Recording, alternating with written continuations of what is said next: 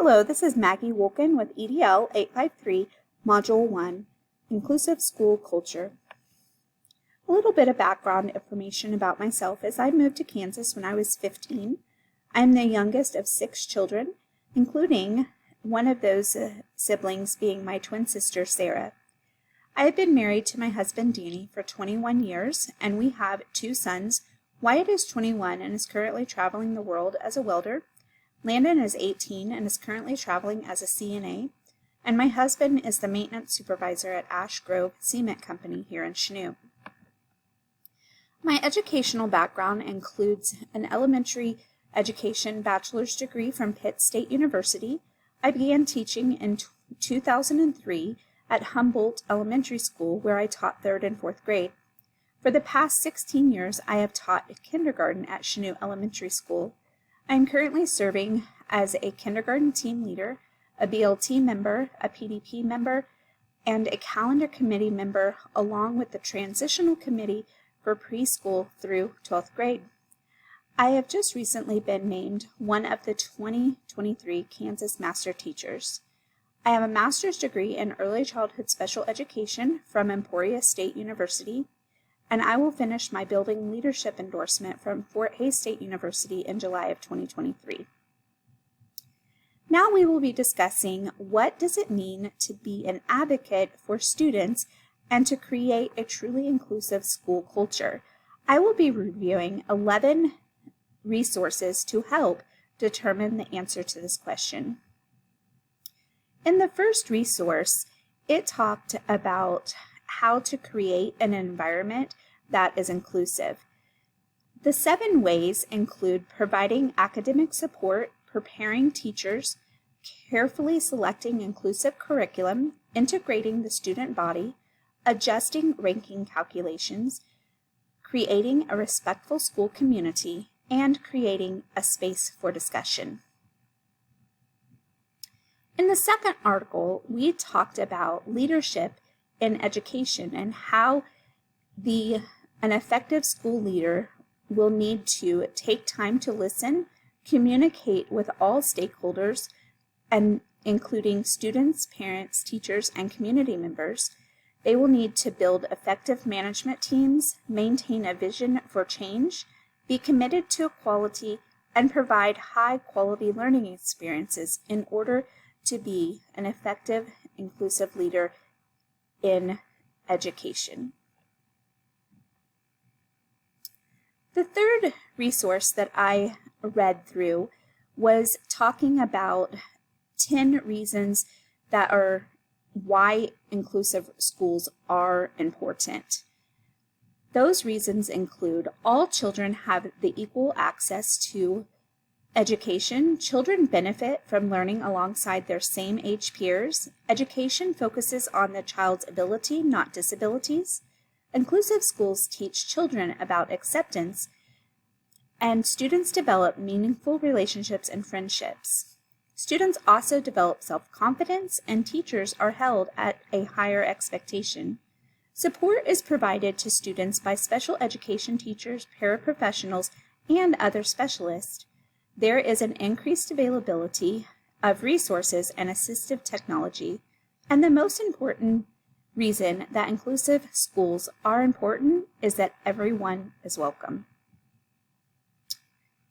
So now let's discuss what is inclusive education and how it can be implemented. There are 3 types of inclusive education.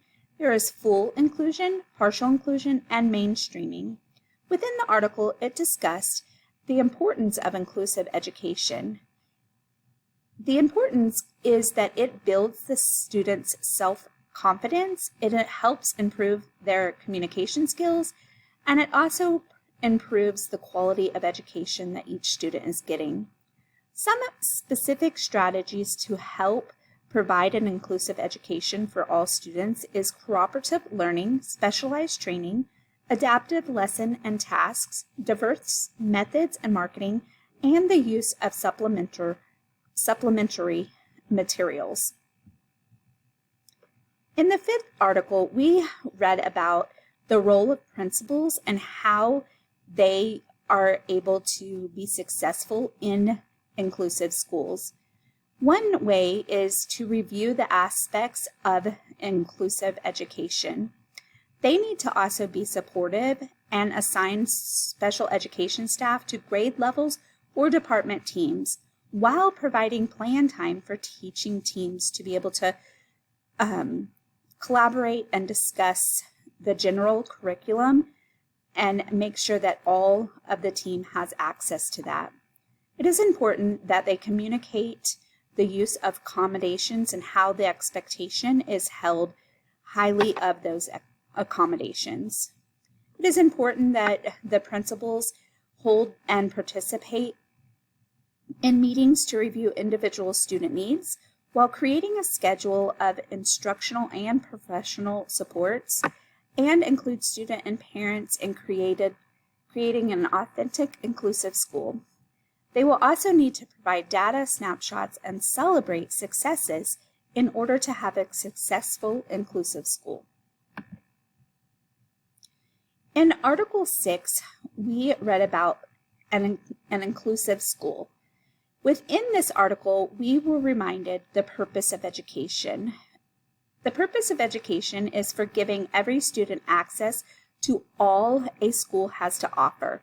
That includes academic support, emotional support, social scaffolding, and life and work skills. So where does this inclusion need to take place? It is not always just in the classroom. It also needs to be taking place in the sports, clubs, and any community events that is happening through a school-sponsored activity. In the 7th article, we discussed how to develop an inclusive classroom culture, and it is important that we value what each student is bringing to our classroom and that we establish a respectful classroom climate and plan for everyone to participate and achieve the goals that we are setting forth and take a community approach. If we follow these 4 steps, we will create a positive, inclusive classroom culture. The 8th resource was actually a YouTube video that I watched, and it was discussing how to build inclusive school culture with equality of access to knowledge. So let's discuss how to provide that access. We need to make sure that we are identifying students who have reading and math deficits and create programs and goals to meet their needs. We need to create intervention programs to meet students' needs while teaching courses in students' native languages. The 9th resource discussed the value in inclusive education by using the basic elements of inclusive education, which are teaching assistants, specialists, curriculum that is relevant to the students' lives, and parent involvement. So it is also very important that in order to reach all of those elements, we need to empower our teachers and parents by providing training, flexibility, financial support, and hold stakeholders accountable. This does include the local government. In Article 10, we read about creating an inclusive school for all students. This was one elementary school that was called Folk Elementary School, and this article discussed its inclusive school environment approach. Within this school, there were no self-contained special education classrooms, no resource pull-out programs, no kids were sent to other schools, and there was no additional funding. So you are probably thinking, how did this school pull this off? Well, they had to rearrange the staff while co-teaching and co-planning together. They also provided some after-school programs and reading intervention programs while also making some big changes to the physical environment. The last resource that we read was about creating an inclusive school and why it matters. Some of the reasons that it matters is because we need to understand the difference between inclusion and exclusion. We need to make time to collaborate, include support staff, families, and community, and have high expectations that are reinforced with positive behavior strategies. While doing all of these activities, we need to make sure that we are using data to group students by abilities and needs. One thing that I noticed by reading all of these articles was that inclusive school culture is not possible without support from a building administrator. So let's look at some guiding questions that helped me come to this point. Let's start by looking at some definitions. What is an inclusive school culture? Well, an inclusive school culture is an environment that all students, regardless of their ability, can learn together in one environment. We need to remember that McIntyre pointed out that education is equal access for all students and that it provides academic support, emotional support, social scaffolding, and life and work skills. While leadership needs to make sure that they are providing time to listen and that they are communicating with all stakeholders and building effective management teams, maintaining a vision and change, and be committed to equality, provide high quality learning experiences. By doing all of those things, they will be successful in an inclusive school environment. So, what is the school leader's role in maintaining an inclusive culture, and what can or should the leaders do if it doesn't exist? An effective school leader must understand what inclusive education is and be supportive of all students, teachers, and families. He or she must carefully consider the assignments of special education and support staff and be willing to provide planning time for teachers and teaching teams. He or she must also ensure that students are getting access to the best education possible while allowing the encouraging accommodations to be made as needed. Building leaders should attend or possibly even facilitate meetings to review individual student needs and then create a schedule of instructional and personal supports based on those needs. And lastly, but certainly not least, school leaders should celebrate the successes within the school system. What support can a school leader provide in order to encourage advocacy? Some of the most notable ways that school leaders can provide support and empower teachers and parents is to provide intensive training, flexibility, financial support, and to find ways to hold all stakeholders accountable to the mission of the school and its inclusive culture.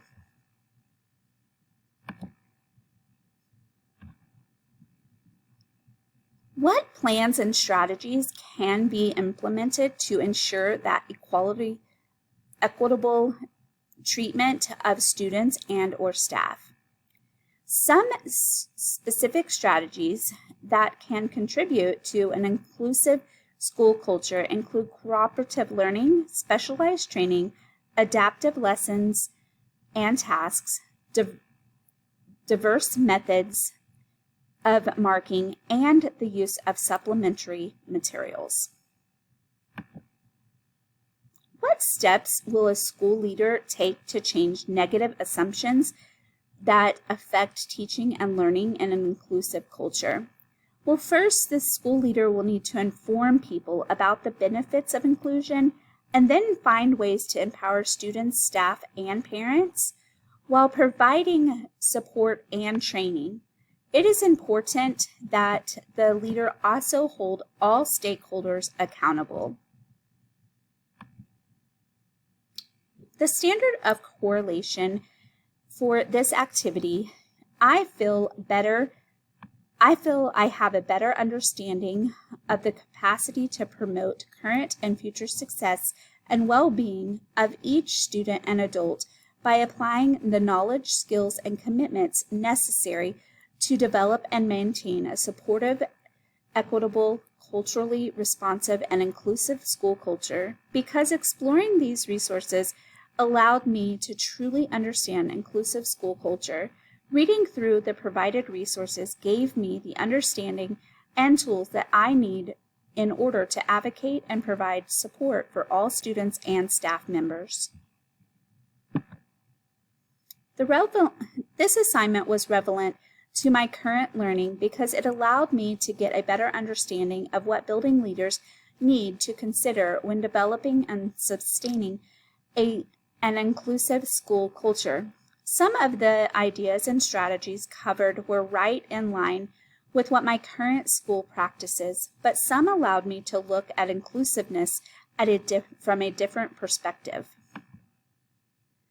While I can imagine that building leaders face many challenges when it comes to creating an inclusive school culture, I think that the new knowledge and skills that I have learned and will continue to learn throughout this course will help me to be committed to providing a supportive, equitable, and culturally responsive environment for my students and staff, no matter what obstacles I may encounter.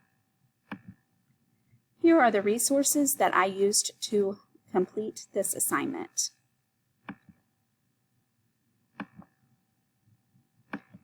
Thank you. I look forward to your comments in Module 3 about my presentation and look forward to learning with you the next 8 weeks.